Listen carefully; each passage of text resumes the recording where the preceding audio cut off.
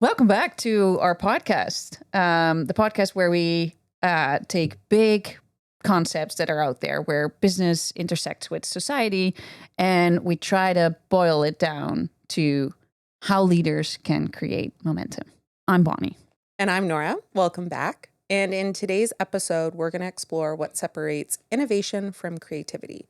And if you're a leader that is feeling the need to innovate, what can you consider from a scale, impact, equity perspective when taking big or small ideas and putting them into meaningful action? Love it. Should we jump in? Let's do it. So I've been finding all of a sudden I'm embracing this identity as an English teacher, which is ironic given English was the worst subject for me in high school, which is probably another conversation we can have as a native English speaker, why I was not good at English in school. But this topic of innovation, it was something independently, I think both of us were experiencing. And then you mentioned something to me one day. I was like, oh my gosh, yes. That I've been feeling in many conversations with business leaders, some of our clients, just our own team. In this world where there's a lot of changes, people are saying, we need to innovate. And then I'll say, okay, well, what does that mean to you? Like, tell me more about that. And sometimes I was feeling like innovate and creativity and ideation, invention were all being used interchangeably. So I'd love for this conversation to kind of first look at what does innovation mean? Let's stop and actually unpack what does innovation mean? And then start to look at, what does that mean for who it benefits? What does that mean for leaders and some other maybe common pitfalls or traps where it's misused or overused? Right. Yeah. Let's go beyond the buzzword. Yeah. Unpack what it is. To your point, I've been really wondering about, like, is innovation still innovation if it doesn't benefit everyone? Does it just become exclusivity? So let's touch upon that too. How do you create a culture of innovation? Yeah. But also, how does your culture maybe influences how you look at innovation? Ooh, interesting. So yeah, I think maybe let's start with the English teacher in you. Want to be English teacher? I would say you touched upon the point of like innovation, ideation, brainstorming, impact, all big words. I would say creativity is about being original, right? Doing something new. Innovation to me is more about making an impact. So it's more about the outcome. What do you think about it? Yeah, for me, I've thought about it in terms of, to use an analogy, the one thing is the creativity or the original part could be writing a beautiful song. Then for it to truly be an innovation, and maybe it's that impact or the outcome part you talk about, it's the difference of writing the beautiful song, then getting it in everybody's playlists, and then having a lot of people around the world know it by heart and break out in song all the time. To me, and so maybe this is a poor example, but it's the same kind of analogy of taking an idea, how do you get it into the hands of others and have people truly accept it and become advocates and run away with it on you? I think it's a great analogy. Thank you. and I do also think it is where businesses often get confused, to put it lightly. They talk about innovation kind of when they are brainstorming in a room and writing that song to your analogy. But brainstorming is not innovation. No, I fully agree with that. It's funny because I came across this quote that, like, as we were starting to talk about innovation and what does it mean, it's always like as if you put it out there in the universe and everything comes your way, right? But this quote from Eleanor Roosevelt says something, or says kind of, great minds discuss ideas, average minds discuss events, and small minds discuss people. Which I thought, like, if you put that in the perspective of innovation, it made me wonder if we say innovation is about the impact or the output, like even the great minds only discuss the ideas. So just made me wonder, what kind of mind is required to then actually innovate and make the impact? Is it a genius? Is that a brilliant mind? Or maybe it is not like the bigger the better. It's Right. more around the grit, the determination, the seeing it through, the stubbornness maybe to actually do it. Yeah. So like creativity is more of the original ideas, big or small. But to move it from creativity or ideation into the innovation category, it becomes about action, implementation, acceptability, adoption, and maybe widespread adoption, maybe not widespread adoption. Maybe we can debate that in a second. But is that what you're seeing as kind of listening Yeah. to you a little bit? And as I think about it, what makes innovation? It's almost like it could become a formula. Right. Innovation equals, oh, now I'm a math teacher. Innovation equals creativity plus action plus impact. Yeah. Yeah. I think we're getting somewhere. And it's interesting, maybe this is why in some conversations where I sense this frustration with leaders of we need to change, we need to do things differently, we need to innovate. They usually are disappointed at the end. Right. And maybe because nothing comes of it. Yeah. And maybe it's because they're focusing so much energy on the big ideas and they're all over a whiteboard or a Miro board or whatever it may be, but they never actually leave that whiteboard and are never tested, implemented, and truly see that impact that they want to see in adoption. Yeah. So there's definitely something in that action, implementation, and impact. I would love to double click on that impact and something you said around the widespread nature of it. Because one of the things that triggered this whole kind of conversation around innovation for me recently was someone claimed or argued that all innovation or most innovation comes from the US and that Europe is so far behind. Uh-oh. And I mean, you know what to say to kind of get me into things. And I just happen to live in North America and have my roots in Europe, right? So it is something, it triggered something for me.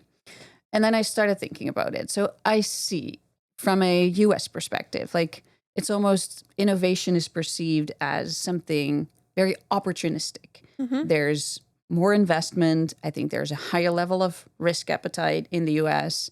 There's a lot of like tech innovation that quickly kind of reaches the market, scales quickly, gets commercialized. So there's a lot of like speed in innovation in the US. I can see that. At the same time, I also see a huge equity gap. Like, Yeah. it's just kind of the access to innovation, is it equal for everyone? Does it reach kind of the masses? And that brings me back to the question that I raised earlier. Like, is it still innovation if it doesn't reach wider society? Which then, that's the argument that I would make for Europe, or at least kind of modern Europe, is the innovation that I see there, or at least kind of how I would define innovation, is a lot more focused on building systemic benefit. So it has like a wider societal purpose, I feel like. And examples that come to mind are like the sustainability pursued in Europe, I think is huge. I think they've set an ambition for 2050 to be the first continent that's net zero. Like there's Copenhagen as a city is aspiring to become the first net zero city in 2025. That's actually this year. The Netherlands is really known for the circular economy. Paris has this really amazing concept of the 15-minute city, where they want to kind of design or redesign the city so that everyone has access to everything they need within 15 minutes. Oh, that's cool. Like groceries, wellness, job. And Paris is huge. Social. So Yeah. it's not a tiny city. All to kind of reduce the usage of cars. So sustainability in Europe is like one of those examples. There's the high-speed rail network. There's the Euro and the European Union in itself, like as a collaboration, a partnership. So it might be slower and less agile, but I still think there's a lot of innovation and more widespread innovation in Europe. So it's curious to hear your thoughts about that. Yeah, it's a bit of like I'm seeing kind of two parallels or intersections of one is about is it innovation if it doesn't benefit the collective? Yeah. Right? Only a few. And then there's a piece around speed. So it's almost like the spectrum of, on one end of the spectrum, it's you go fast and maybe it doesn't benefit as many people as it possibly could. The other end, you go a bit slower, not slow, but a bit slower for systemic, societal, greater collective benefit. Yeah. Interesting. And it's kind of also like, where does the spark start? Like, what's the driver for innovation? And then when I go back to the US examples in Silicon Valley, and I don't know if many people actually know this, but Silicon Valley started as like a group to innovate to help the US win the Cold War, to get that competitive I did not know advantage that. over the Soviet Union. And I mean, I think the examples are familiar, right? Like the internet, GPS, they were all innovations that initially were developed for the military. So small, well, not small, but single purpose, not like they weren't intended to be for society, change consumer behavior, etc. They were first kind of really a defense mechanism, really, which I think is interesting. And then I think the US is really good at scaling that, commercializing it. But that got you into that situation of like, it becomes a bit patchy in terms of who is it accessible to. Yeah. So the like internet and GPS examples, maybe those wouldn't have been considered in that time or in that moment as a huge innovation. But now fast forward, well, they're all around the world, and some companies have, these goals of internet and Wi-Fi being And available. they are widespread, right? And now they are. So now it's an innovation. So seeing that collective benefit. But I think the opportunity and being maybe more personal gain, corporate gain side, or you mentioned commercialization, I think that's an element, but, I don't think it's all about money or all about the Benjamin, so to speak. But you bringing in cultural or country pieces also starts to get me thinking about across the world. So we've given examples, and the you world's said bigger than the US and Europe. yeah. But based off of your personal experiences growing up in Europe and spending many of your formative years and only moving to Canada more recently, you can compare those things where it starts to get me to think, and I definitely am not the person to think about it, but I ask the question, like, what's innovation like in Asia, in Japan, in China, in India, in Australia? Like, I start to think about what is the culture of innovation in different geographies. And maybe this is where you're going. You kind of said, does one influence the other? And what does that look like? And what is that relationship? How is it incentivized or encouraged? Or how is that culture of innovation created? And, looking at our very modern world right now and what that looks like, maybe it was a very different story hundreds of years ago. Yeah, for but sure. I am curious about what that relationship is between culture and incentivizing a culture of innovation, both from a global societal perspective in countries, but also like within companies. Yeah, so that's interesting. Like, how do you take the learnings or the observations, if you will, from the various different cultures and how they approach innovation, and how do you take that within your organizational context? And is there an ideal balance where you take like the speed and agility and level of commercialization that the US is known for, and add a little bit of that social impact responsibility component? And is that where you kind of set yourself up to go fast and far? You can do both at the same time. Yeah. So I think that it is an interesting question to unpack further. But I think what we land on is like, there is an impact piece and there's a speed piece to innovation, and they're both influenced by context, whether that's your geographical, cultural context or your organizational context at a smaller scale. And going back to that formula where we had innovation equals the idea, which is, the creativity piece, and then the action, and then the impact. If it doesn't have that impact and widespread impact or collective, maybe it's just an invention. I think of your examples within the military, it's an invention at that point for a singular use. But then how do you take it from a great idea or great invention to that wide scale and benefit as many people as possible? Cool. So it's idea, invention, innovation, impact. Momentum. It's a lot of eyes. Yeah. How do we get more eyes in there? Implementation instead of action? But yeah, no, I like that. I think so. To benefit the many, we're aligned on that. We agree. Yeah. Cool. I think shifting gears a little bit, the Yeah. other component of innovation that I feel like is a bit of a myth or a misconception is I think innovation often gets attributed to the startup world, entrepreneurship. But is all entrepreneurship innovation? Is all innovation coming from entrepreneurs? I would say no. And I do think there is that misconception that to be an innovator, you have to be an entrepreneur. Right. Where I don't think that's the case. I think innovation exists in a lot of different places. I also don't think you have to be the ideas person in the room to be an innovator based off of that formula, right? You could be a really strong implementer to be an innovator as well.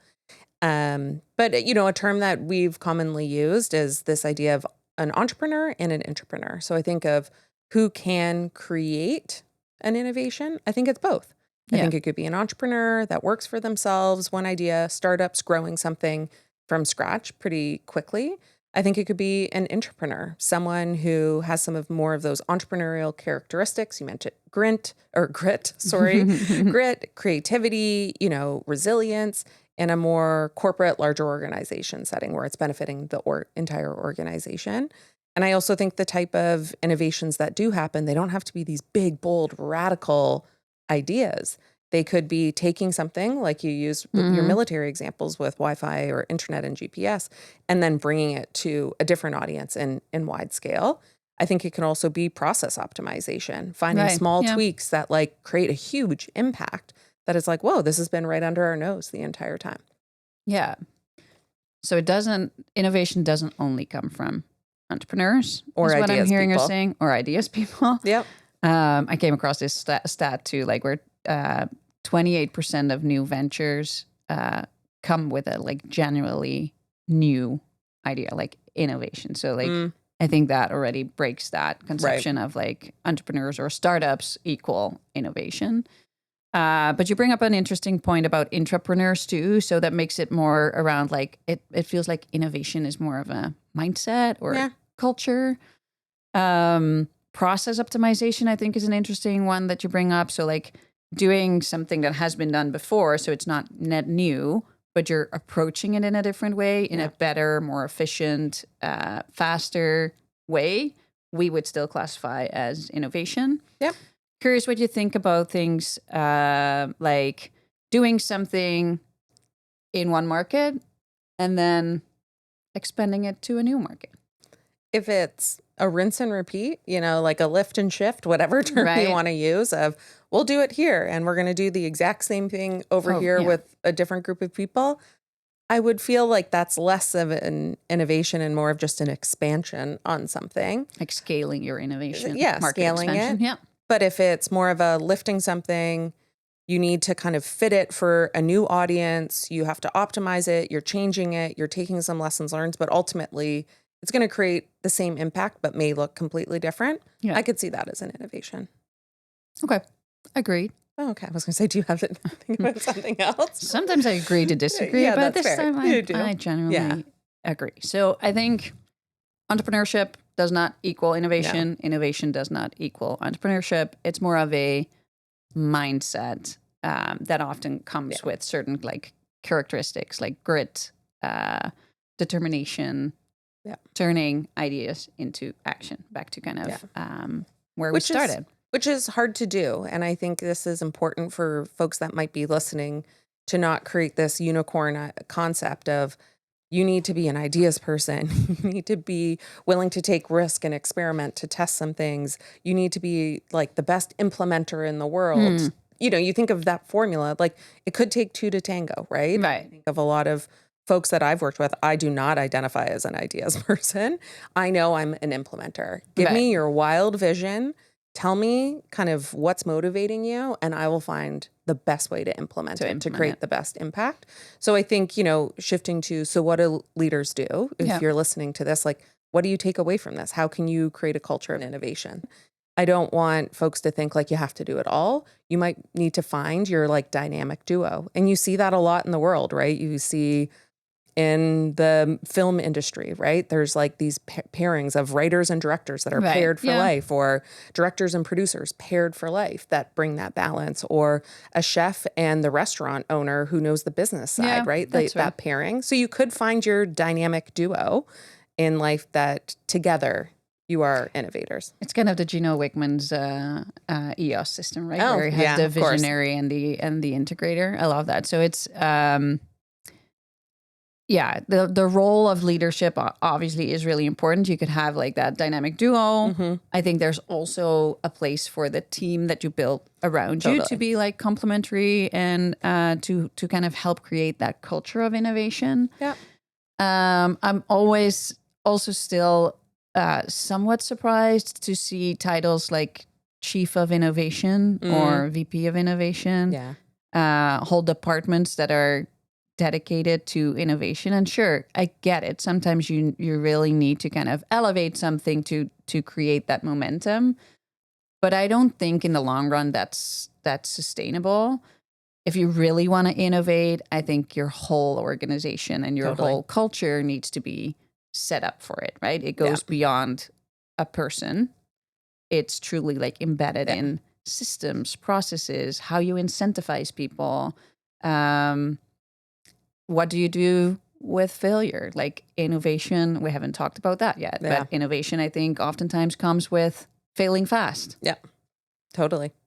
I completely agree with you. And going back to your example of entire departments or individuals with the innovation accountability centralized on them, I do think it has its time and a place to kind of centralize your efforts, get it up and running. But then there always needs to be a plan to, following your innovation definition, how do you create that widespread impact across your entire organization? But I am a big believer on a culture of innovation, and you see it a lot in core values and purpose statements and how leaders talk about their businesses. But are you really just creating a culture of creativity and ideas, or is it truly a culture of innovation? And I think the best leaders are ones that are stewards of ideas, but architects of innovation. And they may not be the ideas person, but cultivate those ideas, but then can have the foresight to say, all right, how are we going to turn this into action pretty quickly, test, learn from it, maybe fail from it, and see that impact and be those architects. I really like thinking of being an architect, and everybody in their role should be able to think, how am I an architect of innovation in my role? Stewards of ideas, architects of innovation. You like it? Let's save that somewhere. Yeah. Right? No, I love it.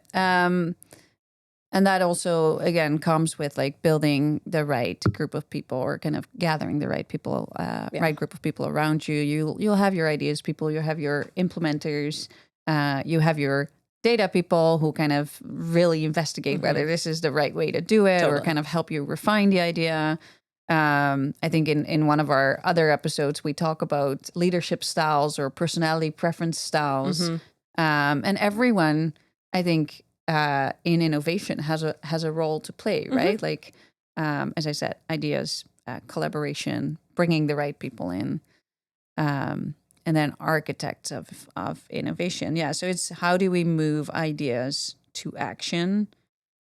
You mentioned experimentation. So I think there is also something really important in your culture, in organizational cultures, to do around failure. Maybe we should even, I don't know, either we stop calling it failure because people always get a bit like... Yeah. It's a fail forward kind of thing. You still learn from it. It's like a learning, right? Yeah. Like it's not going to turn out the way you thought it would, but is that necessarily a failure, or is that just a learning that kind of helps you propel forward? And maybe in that, learnings and outcomes are equally valuable. Yeah. If you use our learnings to get to a better outcome next time. Yeah. And then there's the key piece of considering impact. Who are you doing it for? Yeah. A question, question I ask myself all the time, and is one of the best questions I've ever learned from somebody, is thinking about what are we changing and who are we changing it for? Or asked a different way, what are we solving for? And who are we solving it for? Yeah.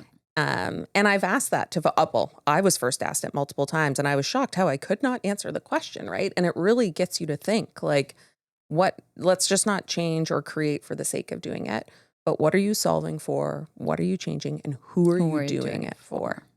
Yeah. which as a leader, it'd be interesting. I'd encourage people to just start asking that question, right? What are we solving for here? You got a bunch of ideas spinning around. What are we solving for? And they might be, we don't know. Get really focused on that. Yeah. Yeah. So as leaders, I would say, kind of just jumping off of that last point, innovation is not a badge. It's not about your ego, about you doing great, amazing stuff, right? Like it's about your responsibility. And I think a decentralized and shared responsibility across all to drive innovation that impact the right people, or like the majority of people, or at least kind of be able to answer who you're doing it for. And the answer is not for myself to feel great. Yeah. And as leaders, your accountability is to create that culture of innovation. You mentioned before, have the right mix of people who bring all the strengths that you need to kind of satisfy each component of that equation. There's this experimental culture. The learnings are just as important as outcomes as you're experimenting. But I think as a leader, you also have to express some like vulnerability and pushing outside of your comfort zone. Because to truly create that impact, it's going to feel like a wild idea and we're never going to be able to do it, but to push people outside of their comfort zones. Great. So I think, why don't we kind of throw out our challenge for our listeners right here? Love it. Go for it. I would say take an idea that you've been sitting on for a while. Think about what action, what implementation step can you take to turn it from an idea to an innovation? And then thirdly, answer the question, who is benefiting from you putting this innovation out there in the world? So take an idea, what action do you need, and who's benefiting? I love it. And as a leader, starting to create that culture of innovation, you may feel a bit of resistance, but take the courage, take that 5 minutes to like pump yourself up and continue to do it. And I think I've seen it. You really do gain some momentum. And next thing you know, it's embraced by everybody around you. And your organization is doing some pretty incredible things. Love it. Yeah. So with that being said, to recap today's episode, we've talked about innovation and creativity are different. Our formula is, and correct me if I'm wrong, innovation equals ideas plus action plus impact. Yeah. And the impact being a widespread impact. And to be a leader, be courageous, surround yourself with the right people, and know it's not about you, but what you're going to make possible for others. That's how momentum is built. Oh, exciting. But hopefully that gives our listeners something to think about and try tomorrow, even this afternoon, even. I think, as always, we would love to continue this conversation. We'd love to hear about your ideas, but especially how did you turn them into innovation? So engage with us, hit us up on LinkedIn, comment on our podcast, join us in this conversation. And for our next episodes, I would say, well, we're excited to see you again. See you next time.